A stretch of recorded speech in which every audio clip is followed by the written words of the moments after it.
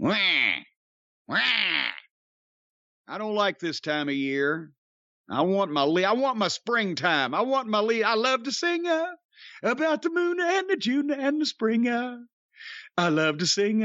All right. Come on. This is your program, isn't it? You know, we're delayed here this week. I've got to say something. Okay. Like I haven't been already.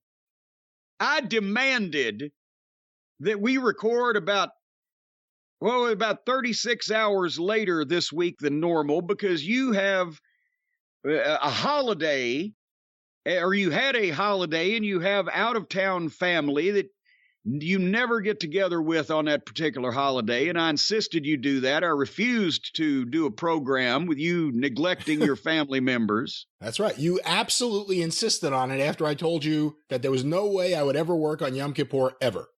Ever.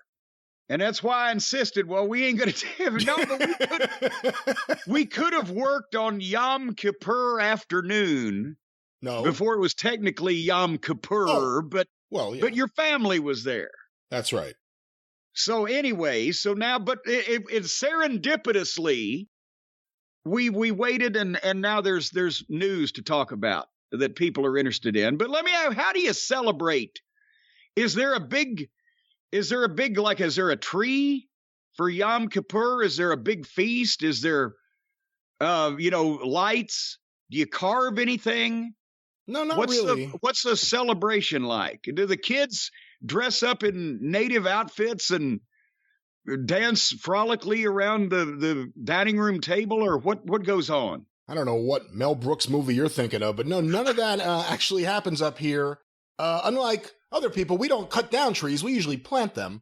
No, not usually. The tradition is what Yom Kippur is. Usually, but it's not limited to this. Usually. At sundown, you have a feast with your family, and then you fast for 24 hours, and then you have the second meal with the family. Sundown to sundown. And you're off the grid. You don't work, and you're not supposed to leave. Wait a minute, technically you're not. You eat once, and then 24 hours later you eat again. Okay. Well, it's a day. It's a day of thought. It's a day of meditation. Wait a minute, what day don't you usually think? What day do you go through your life where not a thought pops in your head? You're not getting it. You're not getting it. You're not getting it. No, you're not getting it.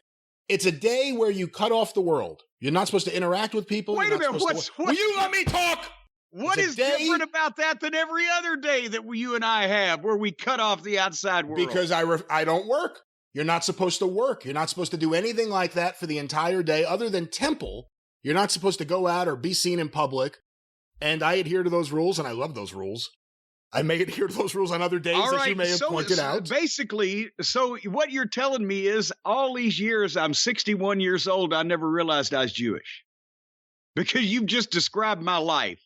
Eat a giant meal about 6 o'clock in the evening, don't eat again for 24 hours, cut yourself off from the outside world, ignore everybody. The only thing that you mentioned that is not my habit, nor yours, is don't work for a day. Otherwise than that, you have just described my life.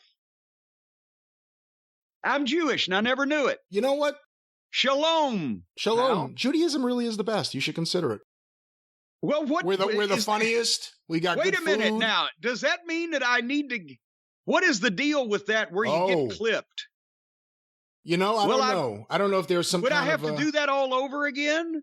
All over again? No. If you've had it done, you're good. If you haven't had it done, that you have to get clearance from a rabbi, I would believe. Well, maybe at your bar mitzvah, you're 63, you get bar mitzvah or something. Nobody's monkeying with it at this point in my life. It is what it is now. Any alterations were made before I knew what the full function and purpose of it was. And think about this. You could hide the dome with a yarmulke. Hey, are you insinuating that I'm going thin up there? That's my plan. Took me a second to realize that's the little thing that goes right there. That's my plan. As soon as I start going bald, I'm going to be wearing that yarmulke every How does that day. stay on? Well, actually, the shape of it, I don't know how to describe it, but it naturally would almost stay on. If you have a lot of hair, there's a little pin that they let you use to pin it to your hair. But otherwise, you know, if you have very thin hair, a crew cut, or perhaps you're bald. Well, but it don't reach all the way around like a No, you don't need a strap. All the way down to your ears and shit. No, it does not. And it doesn't come up over. So I can't imagine that would stay. I have enough trouble just, keeping my hair combed when the wind is blowing. I'm outside. I can't imagine how that thing wouldn't take off. And is there Velcro? It's not Velcro. It's just tape. Whenever God gave the recipe for yarmulkes to whoever he gave it to, it was brilliantly crafted so it could just sit there and it does not fall off. Huh. I mean, that's amazing. If you do a tumble salt, you're fucked. You could make it come off if you tried hard enough. Is what you're saying, but it's not going to just. If you slap someone at temple and they have that yarmulke on, the yarmulke's coming off. Well, that's good to know. That's good to know. It happens. But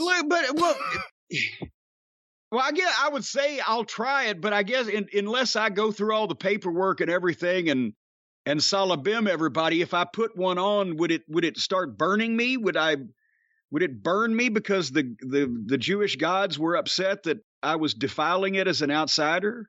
Nah. I mean, if you accept Judaism, hey, it's great to have you on the team. Well, what if I just want to try the fucking hat on before I make any commitments? Look, I don't want to fucking melt my head if there's some curse to it. Of all the things, no outsiders are allowed to. Of all the things you're going to burn in hell for, this is the least of your problems. This is the one I wouldn't worry about. You think I got other issues I should be more worried about? If you're worried about upsetting the gods, the Jewish gods are the ones you have to worry about the least. There's various other gods that have their eyes looking right at you. Huh. What about the gods of wrestling? Well, no, I think they're all good with me. I've tried to hold up for them. I think they'd probably be good with me because I've been on their side in this whole thing. If there was a heavenly, divine wrestling council, who do you think would be on it? Well, now, see, here's the thing.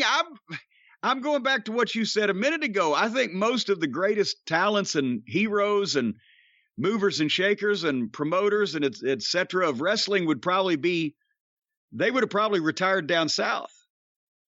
So you might be left with fucking, with the Hardley boys on the fucking wrestling council up in heaven, for heaven's sake. No pun intended. That is one of the problems today in wrestling. There are no good, strong Jewish promoters. I know it sounds funny me saying that, but if you look at the history of wrestling, the most successful, the most creative, Jack Pfeffer, Sam Mushnick, Heyman, talking about creativity. And right now, Happy Heyman, the jovial Jew. Right now, there's MJF because he's the biggest star on AEW TV and Heyman because of his placement in WWE TV and what he does behind the scenes, but there's no powerful Jewish person in professional wrestling right now. Well, except for you. And me, the most powerful person in podcasting. Well, it's your show. It is. And was that the happy talk? No more. You were on the field and plowing and farming. We're in the fields and farming.